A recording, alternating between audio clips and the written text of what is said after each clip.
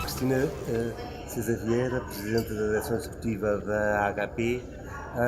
Tivemos a discutir um bocadinho qual o estado do tempo neste primeiro semestre do mercado da hotelaria e turismo.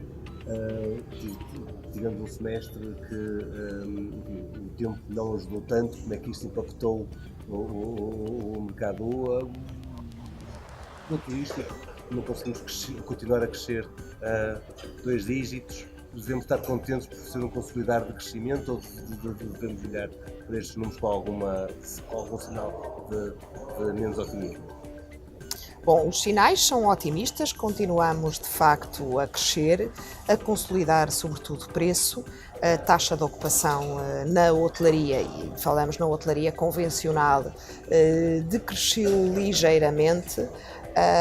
Também decresceu em termos homólogos, não é? Em termos de performance. Também tínhamos estado a crescer a um ritmo fortíssimo nos últimos 2 anos, em termos de taxa de crescimento, então partíamos de uma base muito baixa, portanto é natural esta estagnação de crescimento ou abrandamento na taxa de ocupação. Nos casos há realmente abrandamento, noutros há decréscimo, noutros ainda há, como é o caso das Beiras, do Alentejo e da região norte, um crescimento da taxa de ocupação. Mas relativamente aos outros indicadores, preço e a relação preço-taxa de ocupação RevPAR, continuamos a crescer quase perto dos 10%, em alguns destinos mais do que noutros, o que significa que estamos ainda num caminho de consolidação e ainda temos para crescer para este alinhamento entre a taxa de ocupação e o preço.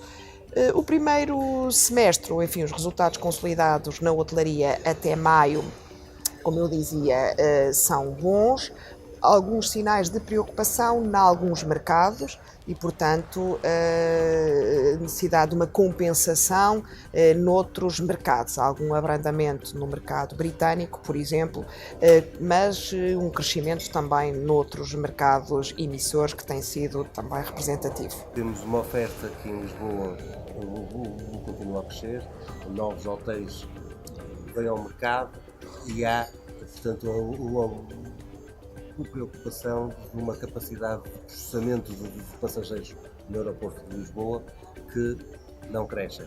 O aeroporto de Lisboa é hoje um problema para o turismo em Lisboa. Em Portugal, que alternativas aeroportuárias é que podemos ter? O que é que a HP, que tem em conjunto com a Confederação do Turismo de Portugal, o que é que exigem? Ora bem, nós já dizemos há bastante tempo que esta tardança na tomada de decisão e depois na implementação da solução do Montijo iria prejudicar seriamente o turismo em toda a região e não só o turismo, não é? Portanto, a questão do esgotamento, quer no ar, quer em terra, do aeroporto Humberto Delgado é altamente prejudicial para a economia do país e, portanto, não apenas do turismo, mas de todos os outros setores económicos. E, portanto, como dizia, em conjunto também com a Confederação do Turismo de Portugal, a Associação de Hotelaria tem tido sempre uma postura de tome-se decisão e avance-se, porque entre a tomada de decisão e a execução e a abertura da solução complementar à solução da Portela são 4, 5 anos que tardam. Há aqui, ainda para mais, com este crescimento, como dizia, da oferta hoteleira na cidade e na região, mas particularmente na cidade, algo que também leva à necessidade de uma ponderação. Ou seja, nós temos tido de 2007 a 2017, tivemos uma taxa de crescimento média anual na região de Lisboa de 6,8% na oferta de hotéis, só estamos a considerar os hotéis, fora todo o resto do alojamento para turismo que tem surgido. Em Portugal tem andado na ordem dos 7%.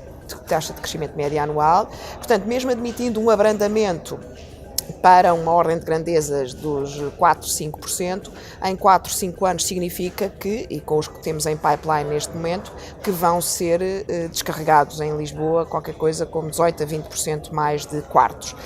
Enfim, como temos tido uma ocupação, fechámos o ano passado, 2017, já há dados consolidados na hotelaria de 80%, isto significa que entrando no mercado mais este volume de quartos, necessariamente, se não houver mais passageiros e mais turistas, a taxa de ocupação baixa e isso de facto traz uma pressão depois também, como sabemos, sobre o preço, etc.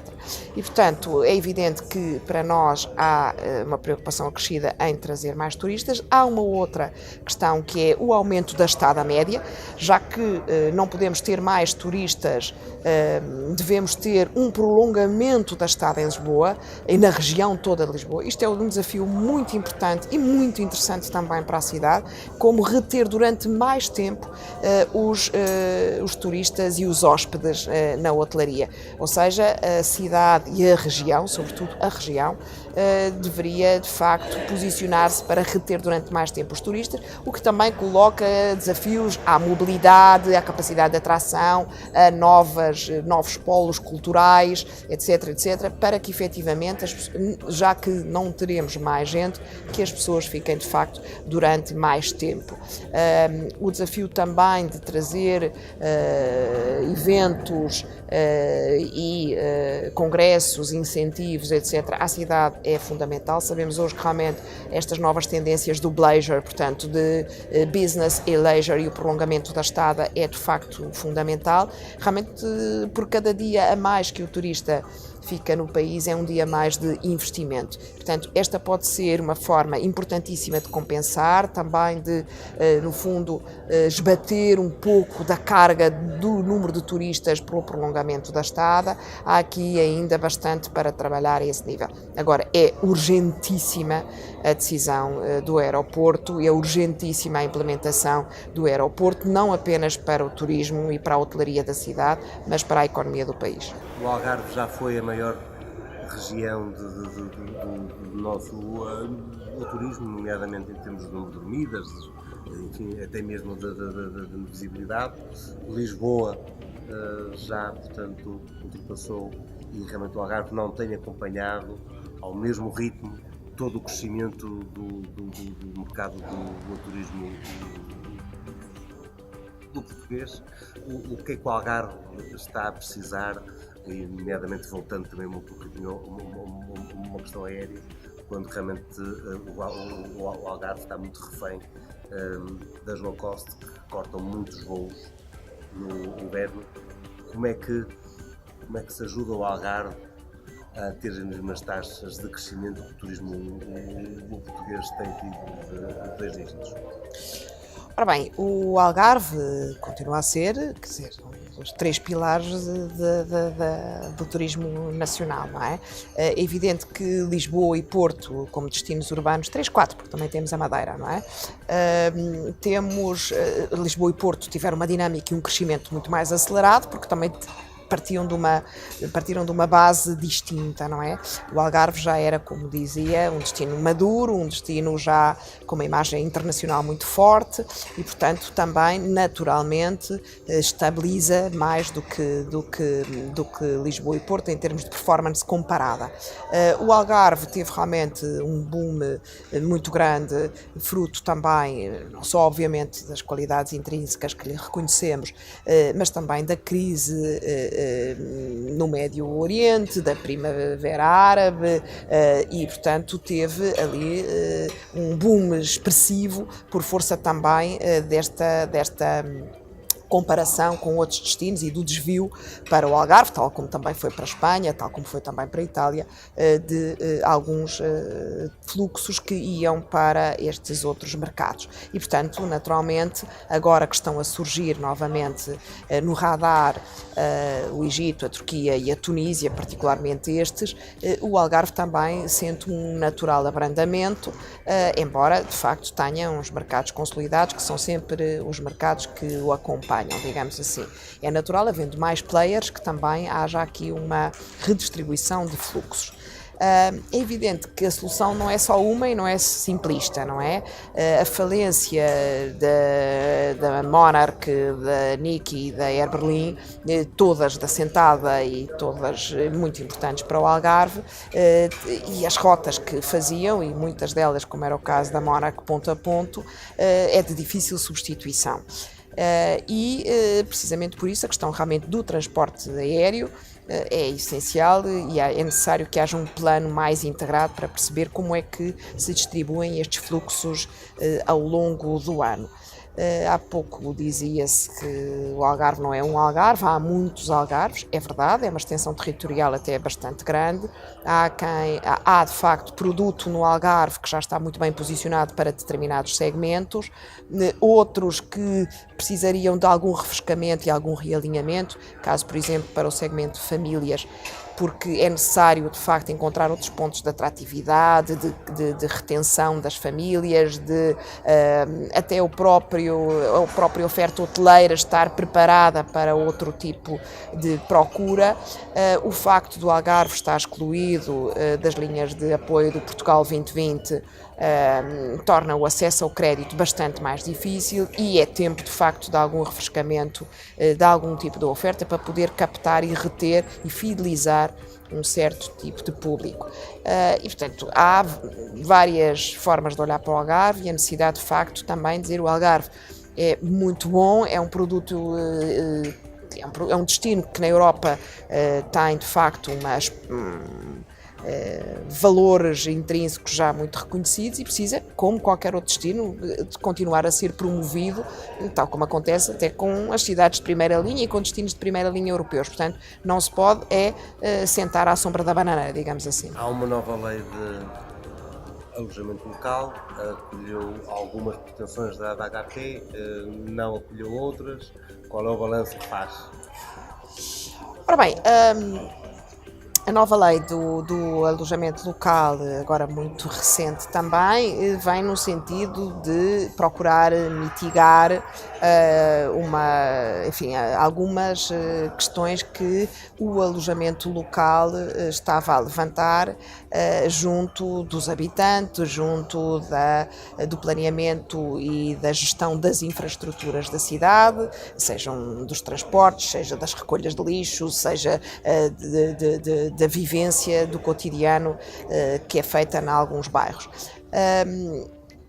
Consideramos que as soluções apresentadas vêm no sentido de mitigar alguns destes efeitos, de procurar de facto enquadrar melhor a atividade, não distingue algumas situações que para nós eram fundamentais, que é o que se vai passando já noutras legislações, como é o caso de diferenciar de facto habitação e algum uso turístico daquilo que é efetivamente o uso turístico exclusivo.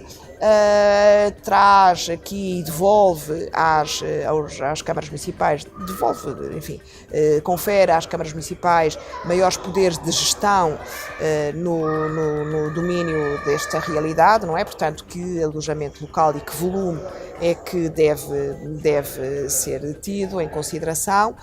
Vamos ver, precisamos de ainda perceber como é que algumas situações estão previstas ali, vão ser reguladas, designadamente estas, ou seja, que critérios devem seguir as câmaras municipais para a fixação de cotas.